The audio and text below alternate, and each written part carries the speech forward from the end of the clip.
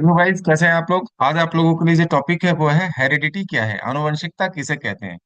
तो गाइस, आनुवंशिकता की जो शुरुआत है या आनुवंशिकता का पिता जिसे कहा जाता है, आनुवंशिकता का जनक वो कहा जाता है गाइस ग्रेगर जॉन मेंडल को।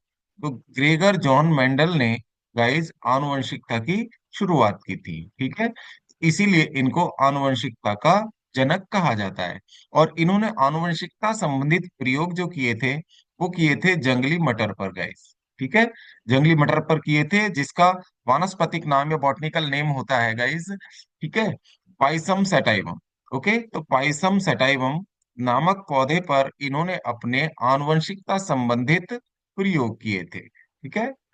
इसीलिए ग्रेगर जॉन मेंडल को क्या कहा जाता है, आनुवंशिक विज्ञान का या आनुवंशिकता का जनक इनको कहा जाता है।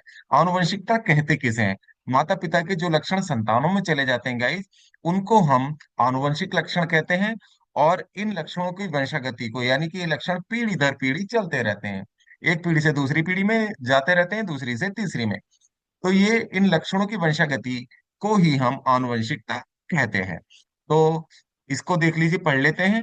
आनुवंशिकता वह प्रक्रिया है जिसके द्वारा माता पिता के लक्षण संतान में स्थानांतरित होते हैं, और इन लक्षणों को नियंत्रित करने वाली इकाइयां जो होती हैं उनको जीन कहते हैं, जो क्रोमोसोम यानी गुणसूत्रों पर स्थित होती हैं। आनुवंशिक लक्षण होते हैं कुछ जैसे कद, कद के मामले में लंबाई और बौनापन, ऊंचा या नाटा, ठीक है, आंखों का रंग, बालों का रंग, ब्लड ग्रुप, बीज का रंग, आकार, ये सब क्या है, आनुवंशिक लक्षण होते हैं गाइस।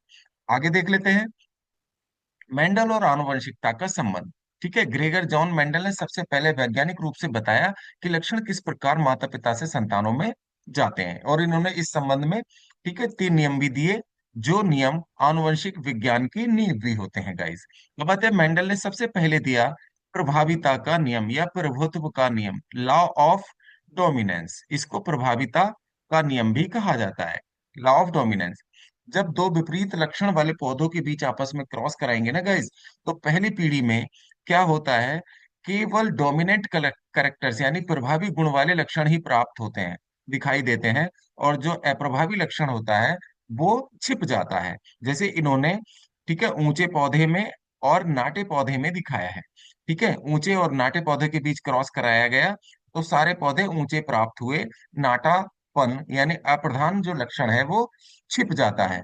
इसको हम इस तरह से दिखा सकते हैं, ठीक है, रेड और व्हाइट वाले पुष्प में भी दिखा सकते हैं। ये जीन संरचना है, ये प्योर रेड है, ठीक है, और ये प्योर व्हाइट है गाइस। ओके, तो इन दोनों की जो गैमीट्स बनेंगे, इसका गैमीट होगा आर और इसका होगा, ठीक है, स्मॉल आर। इन दोनों के बीच क्रॉस कराएंगे, ठीक है, इनके बीच क्रॉस हो जाता है।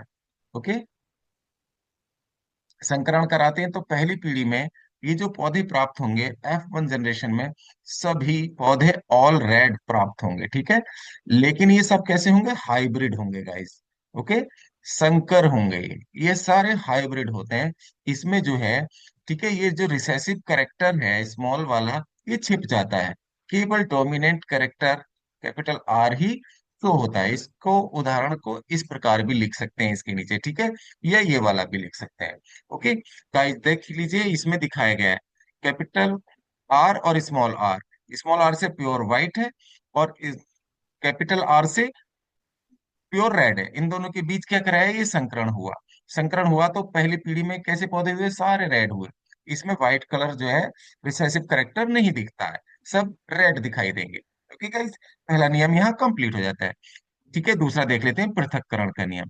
पृथक्करण का नियम ये कहता है गाइस, जब पहली पीढ़ी से प्राप्त, यहाँ देखिए हम यहाँ पर फिर से बना रहे हैं ये, जब पहली पीढ़ी से प्राप्त सारे रेड थे, इन पौधों के बीच F1 वाले जो पौधे हैं, इनके बीच क्या करेंगे, सेल्फ पॉलिनेशन, स्व परागण कराते हैं। जब स्व परागण इनके बीच कराया जाता है तो अगली पीढ़ी में, ठीक है, इनके युग्मक अलग अलग होकर, ठीक है, प्योर व्हाइट और प्योर रेड को अलग अलग कर देते हैं, पृथक कर देते हैं नेक्स्ट पीढ़ी में। यहाँ देखेंगे इसके युग्मक होंगे, जो पहली पीढ़ी से प्राप्त पौधे हैं इसके युग्मक होंगे आर और आर। और ऐसे ही इस साइड लिख देंगे आर और आर, इधर मान लीजिए मेल है गैमिट और इधर फीमेल है। इन दोनों के बीच, ठीक है, आर का आर से संपर्क, ठीक है, क्रॉस होगा तो कैपिटल आर बन जाएंगे। इसका फिर इससे होगा कैपिटल आर स्मॉल आर। ठीक है, अब इस आर का यहाँ कराते हैं गाइस क्रॉस, तो कैपिटल पहले लिखते हैं, आर बाद में लिखेंगे, आर का आर के साथ ये हो जाएगा। तो यहाँ प्योर रेड और प्योर व्हाइट, प्योर रेड ये वाले और प्योर व्हाइट ये वाले, ये पृथक हो जाते हैं।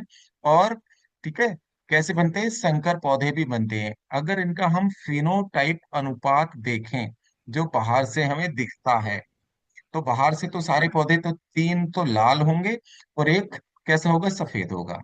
लाल और अगर सफेद के बीच की बात करें हम, तो ये अनुपात होगा फिनोटाइप। और अगर हम इनका जीनोटाइप अनुपात देखें गाइस, ठीक है, अगर हम जीनोटाइप रेशो देखें, तो एक होगा शुद्ध लाल, अगर देखें तो प्योर रेड, और दो होंगे संकर, देख लीजिए हाइब्रिड है, दो होंगे लाल संकर होंगे, ये हाइब्रिड होंगे, और एक होगा शुद्ध सफेद, एक होगा इसका शुद्ध सफेद गाइस।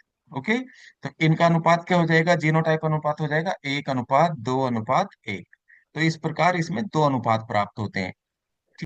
हम इसको देख लेते हैं स्वतंत्र अपव्यूहन का नियम। तो स्वतंत्र अपव्यूहन के नियम में क्या है, इसमें ठीक है, दो जोड़ी जीन संरचना वाले पौधों को लेते हैं, ठीक है, पीले गोल और हरे झुर्रीदार पौधों के बीच इनमें क्रॉस कराया जाता है गाइस। ठीक है, दो पौधों के बीच इसमें क्रॉस कराते हैं, तो पीले गोल की संरचना हो जो होती है बाई बाई आर आर, दो जोड़ी जीन संरचना वाले पौधों को लेते हैं, और हरे झुर्रीदार लेते हैं स्मॉल बाई, दोनों, और दोनों स्मॉल आर। तो इन दोनों के बीच जब क्रॉस कराएंगे तो पहली पीढ़ी में गाइस, ठीक है, वाई बाई आर आर, ये सारे पौधे जो है ना पीले गोल होंगे। ठीक है, पीले गोल पौधे प्राप्त हो, ये पीले गोल पौधे प्राप्त होते हैं ये F1 जनरेशन में। इनके बीच जब सेल्फ पॉलिनेशन कराते हैं, स्वयं परागण कराया जाएगा इनके बीच, इनके बीच स्वयं परागण कराएंगे, तो अगली पीढ़ी में गाइस वो संयोग भी स्वतंत्र रूप से प्रकट होते हैं जो नहीं थे। ठीक है, पीले गोल और हरे झुर्रीदार के अलावा, कैसे, पीले झुर्रीदार और हरे गोल भी बन जाते हैं संयोग। तो ये तो बनेंगे ही, देखिए गाइस, पीले गोल बनेंगे, हरे झुर्रीदार बनेंगे। हमने दोनों साइड ही ये लिख दी। दो संयोग कौन से नए बने, पीले झुर्रीदार भी बन जाते हैं पौधे, और हरे गोल भी बन जाते हैं। हरे कैसे बन जाते हैं, गोल। और इनके बीच अनुपात कितना होता है, 9:3:3:1। ये F2 जनरेशन में ये पौधे हमें प्राप्त होते हैं। इसको हम स्वतंत्र अभिवन का नियम कहते हैं गाइस। ठीक है, तो यहाँ मेंडल के तीनों नियम यहाँ गाइस कंप्लीट